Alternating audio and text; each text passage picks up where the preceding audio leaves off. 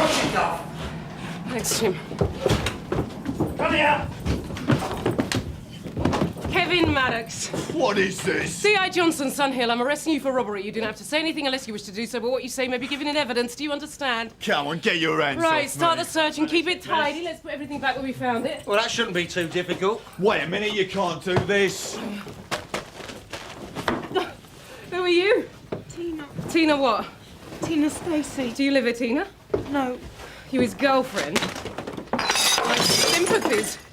Right, I'm nicking you in connection with the robbery as well. You don't have to say anything unless you wish to do so, but what you say may be given in evidence. You're totally out of order. Get dressed. Get dressed, Maddox. Oh, Alistair, Jim, turn your backs. We don't want to embarrass the lady. I want to know exactly what it is you're going to charge me with. We got all day to discuss that. Alistair, you and I will take Mr. Maddox and search the rest of the house.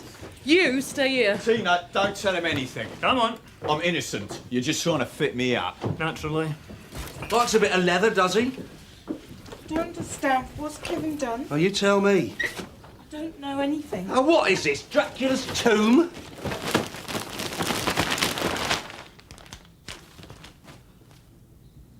Croft, in here! Alistair, bring Mr. Maddox back in here, please. This belong to you?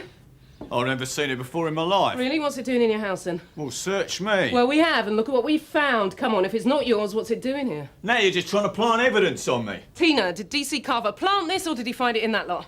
Did he find it, Tina? Yeah, he did. You stupid cow. Do you want a solicitor? Whatever.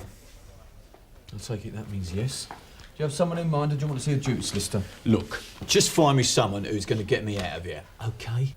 So you're happy with the duty solicitor? He'll do. Lovely. Sign there, please. Matt, who is the duty brief this morning? Tony Lubbock. Is there no one else? Sorry, Alistair. Seems they're a bit stretched. Right, into your pockets and the jewellery, please. That's all we need. What's the problem? Lubbock is. He's a solicitor's clerk, but he used to be a copper. Though not for long, apparently. Well, does he jump before he was pushed? Now he thinks he knows all the angles, likes to get one over on us. Not on me, Alistair. Alistair, number 3. Right, Mr. Maddox. Kev. Shut it, I said. Come on. That's what I call a wonderful, warm human being. Does he always treat you like you're something he trod in? You knew he was pulling that off licence last night, didn't you? No. No, I didn't. But you were with him last night. Not all night I wasn't. Just long enough to help him dispose of the cash he stole and the weapon he used. No. It's not true. First I heard about any robbery was from you. Honest. You've got to believe me. How often do you stay at Kevin's, Tina? Depends On what? on if he wants to see me. Might be twice a week, might be less. So last night he wanted to see you, did he? Yeah. Called and said come over. What time was this call? Must have been before 9 o'clock, because when we finished talking, my mum came in to watch the news. Then you went over to Kevin's house. No. He said to come about 11 o'clock. He had things to do till then, he said. What things? Dunno. And you never thought to ask?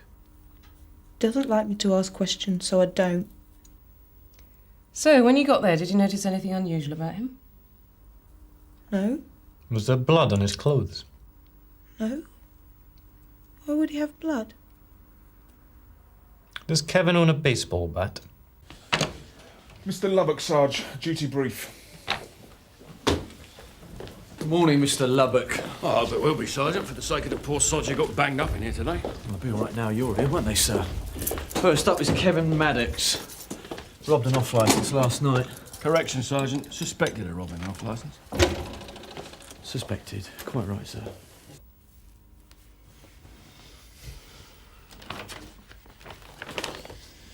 I'm showing the suspect Exhibit AG1, a black cap.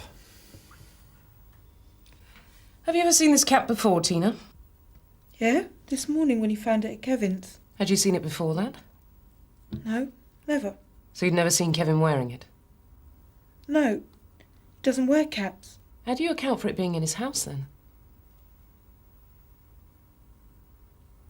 Dunno. You're lying, Tina. I'm not. Your boyfriend robbed an off-licence last night. And now a man's in hospital who got in his way. You want to protect the guy who does that? Why should I want to protect him? You're his girlfriend. I've been his girl. Leave out the friend. I don't know anything.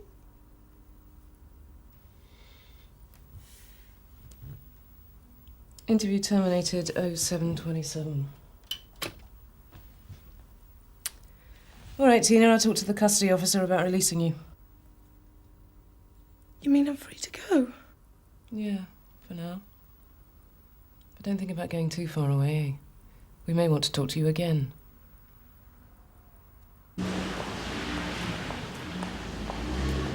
It's down there. Turn right. What's going to happen to Kevin, Mr. Carver? Well, the chances are if he's found guilty, he'll be banged up for a long time. Look, do yourself a favour, Tina. He's a nasty piece of work. He can only bring you grief.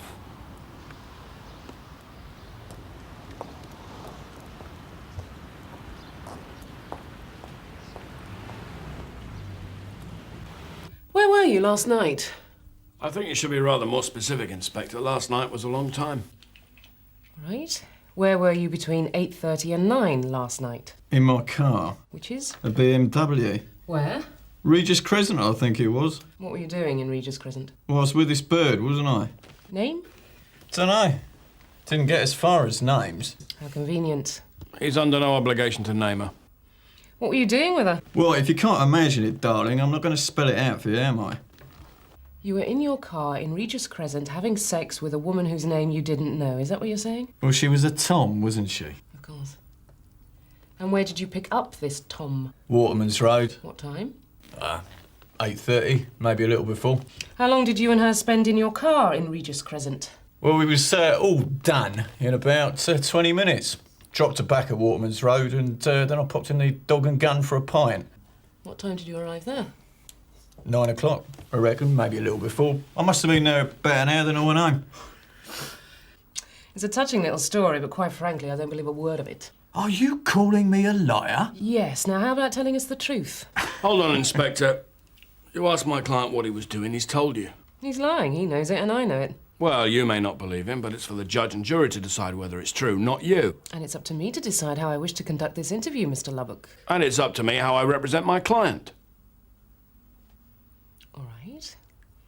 Kevin, at 10 to 9, according to you, dropped off this Tom and drove to the Dog and Gun. A good 15-minute drive. But your girlfriend says you phoned her before 9. Yeah, well, I forgot that bit. Yeah, I did call her from a call box. What, just after you dropped off the Tom? Yeah. Why didn't you call her from the pub? What was the hurry? You're putting words in his mouth. He didn't say he was in a hurry. Mr. Lubbock, you're answering the question for him. The point is, none of your timings stand up. In fact, none of it's very credible, really, is it? Look, I'm sorry, but my client has given you his answer. Mr. Lubbock, I must ask you to stop interrupting the interview. The interruption is perfectly proper. My client has given you his alibi. Now, if you insist on calling him a liar, then I must warn you that your line of questioning could be oppressive. Are you being serious? Absolutely.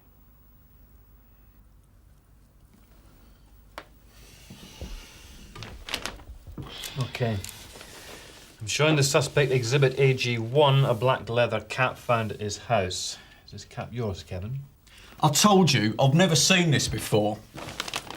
And I don't know how it got there either.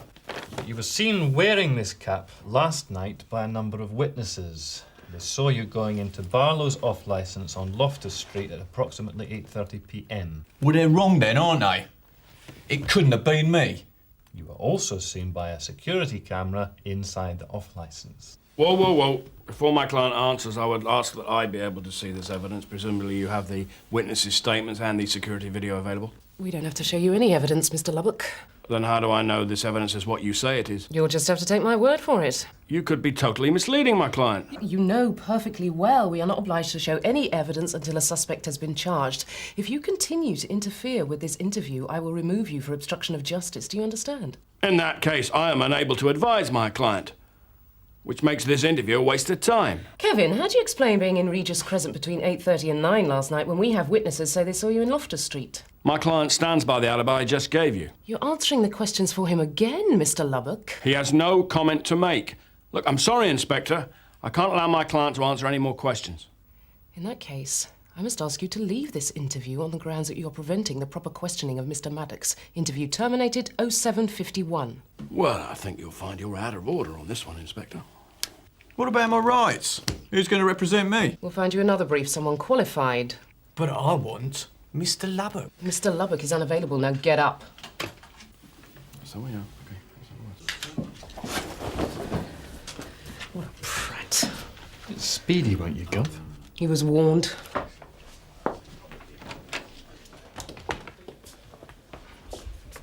Matthew, Yes, Mum. I'm removing Mr. Lubbock from the interview for obstruction. I'd like a new brief to replace him as soon as possible, please. Right, I see. I take it Mr. Lubbock will be going through to the front office. Yes. So you can all get your stories straight. What's going on? I want him as my solicitor. Helen, number 3. Sarge. Alistair, show Mr. Lubbock out. Right, let's go. Had it coming to him, Mum? How come he's never been booted out before this, then? No one had the bottle. Have you got a copy of Pace? Yeah, I think so.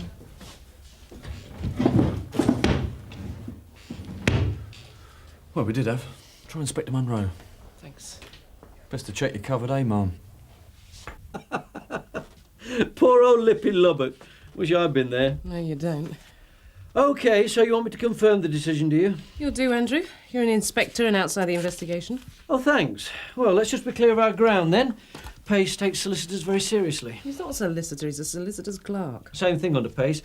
And to give him credit, Lubbock's actually more switched on than most solicitors. Well, he should know better then. Look, here it is. The solicitor may only be required to leave the interview if his conduct is such that the investigating officer is unable properly to put questions to the suspect. I think that sums it up. So he did more than simply challenge you, did he? Oh, he was answering for Maddox. Oh, that's definitely out of order. Did you warn him? Of course I did. I'm not questioning your decision, Sally. You were there, not me. OK, let's go tell him. Ah, the burial party. Morning, Mr. Lubbock. So you've been roped in to scatter the ashes, have you? I'm sure it'll come as no surprise to you that under paragraph 6.9 of Code C of Pace, I'm upholding Detective Inspector Johnson's decision to remove you from the interview with Mr. Maddox. It would have astonished me if you hadn't. But I just hope that you've read Note 6D of the same code, Inspector, which states quite clearly that a solicitor has the right to challenge improper questions put to his client. Your colleagues didn't like it, that's all. Well, that's a matter of opinion, isn't it? No. It's a matter of law. And it's what Inspector Johnson will be judged by. And I hope you know the law on defamation better than you appear to know Pace, because if I have to sue, I'll sue. Have a nice day.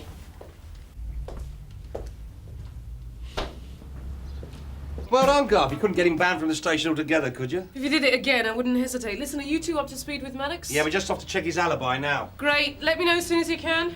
Come on, lads. Yay! Congratulations, Gov. Not before time. Can I have a word, Sally? Yes, Gov. So tell me about Lubbock. Alistair? Any unit free to deal? 6262 Bevan House, Dollis Park Estate. Disturbance, possibly domestic. Sierra Oscar from Sierra 1. Go ahead, Narika. Can you show us dealing? He's trying it on, that's all. Well, he's gone over the top.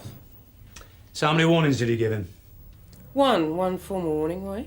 Well, you probably should have given him 2, Sally, just to be on the safe side. Wouldn't have made any difference.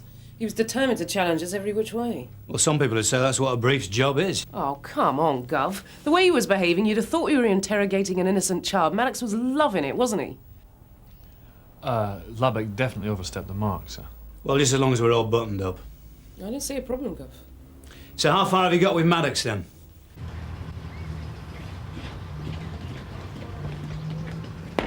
Please.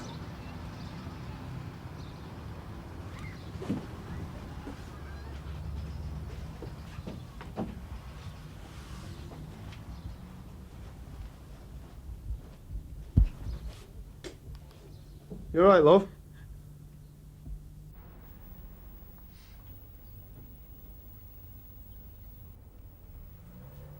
It's got Maddox written all over it, sir. And the cap he's wearing. We've got 3 witnesses say they've seen it before, and lo and behold, we find it at Maddox's place this morning. It's very good. So what did he have to say for himself? Denied he'd ever seen it, of course. Naturally. Morning. Morning, sir. What's, Yes, I hear about a brief being removed from one of your interviews, Sally. Might be nice if somebody informed me rather than hear it from the man's boss. Sorry, sir. So what's the state of play now? Is it all sorted? I believe so, sir. We've had yes. trouble with Lubbock in the past, sir. He always takes an obstructive line, and he makes questioning a suspect almost impossible. And he was given a formal warning. It's all there on the tape, sir, if you want to hear it. Yes, of course. No, I'm sure that won't be necessary. If Dibdin and Everett make a formal complaint, I'll tell them where to put it. Sierra Oscar from 363 receiving. Go ahead, Steve. We've got a young female, name of Tina Stacey, alleges assault by a Craig Donovan. He's legged it and she's not saying much. Do we know if Donovan's got any form? I'll check with Donna, Steve, and get back.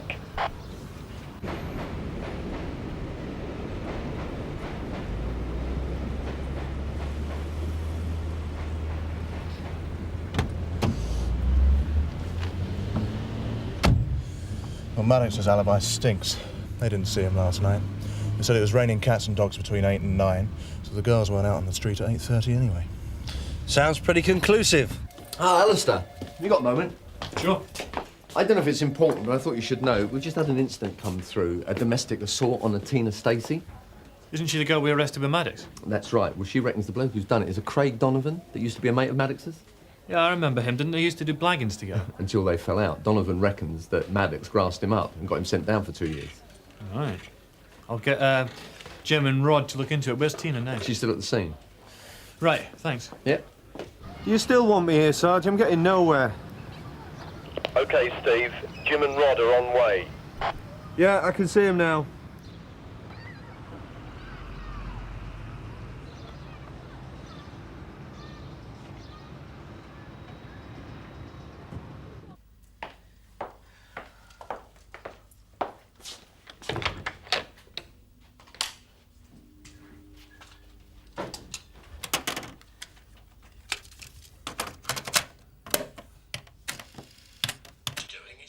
He's lying. He knows it and I know it. Well, you may not believe him, but it's for a judge and jury to decide whether it's true, not you.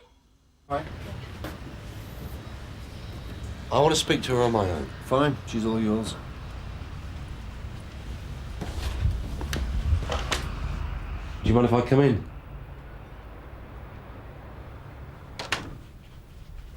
So what happened with Craig today? What did you fight about? Was it Kevin? It'll all come out in the wash, Tina. It always does. I was used. That's what. Used? How? Craig used me to land Kevin in it. He lied to me. About what?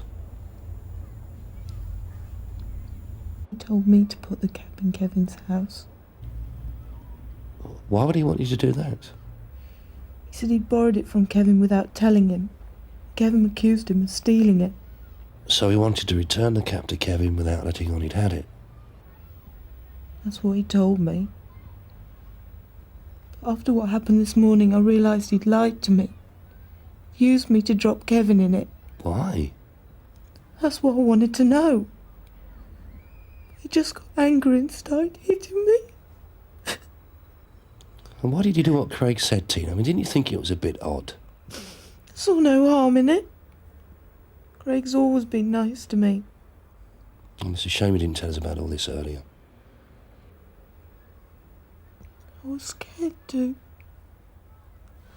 I just want to be shot of the both of them now. You are trying to fit me up. I am not going to admit to a blag I never did, am I? Well, of course, it's your right, Kevin, to plead not guilty in court, but if you're convicted of Inspector, Yes! All right, I'll rephrase it. We've got enough evidence to charge you with, and you better believe that is exactly what I'm going to do. OK.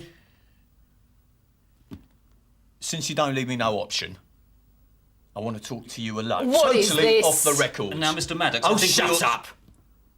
I'm not going to say anything in front of them. Go on, up it.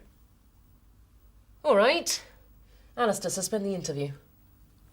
There you go. Interview suspended 08:31. Mr. Percival.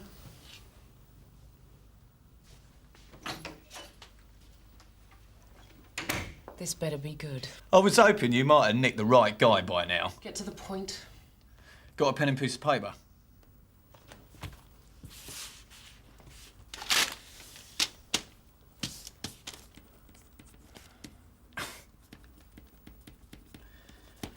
Ring this number and you'll find out what's going on. Stay with him, will you? I have to make a phone call and this better not be a wind-up.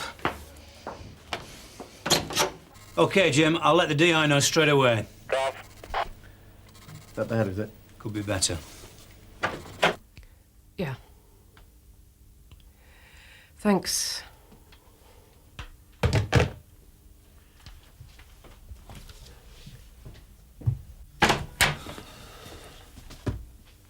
Right, Mum.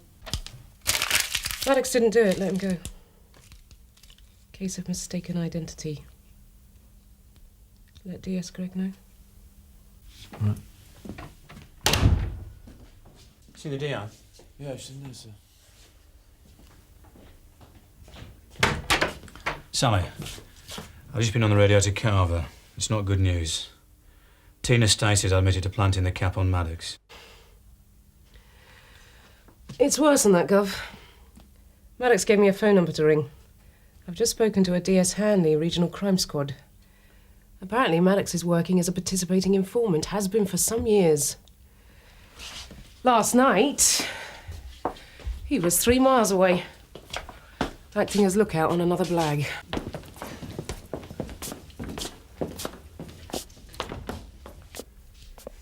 Obviously, he didn't want to let us know until he had to. Obviously. So who is it in the security video? Do you remember Craig Donovan, Maddox's old partner in crime? He got sent down, didn't he? Yeah, he did. And he blamed Maddox for grassing on him. Anyway, he's out and about now and he wants to get his own back, apparently. So he sets Maddox up? Right. It's got to be Donovan who did the offer job. He's the same build as Maddox and he also knows his M.O. And he nearly got away with it. At least we still have a suspect. Yeah, it's nice to know it's not a complete disaster.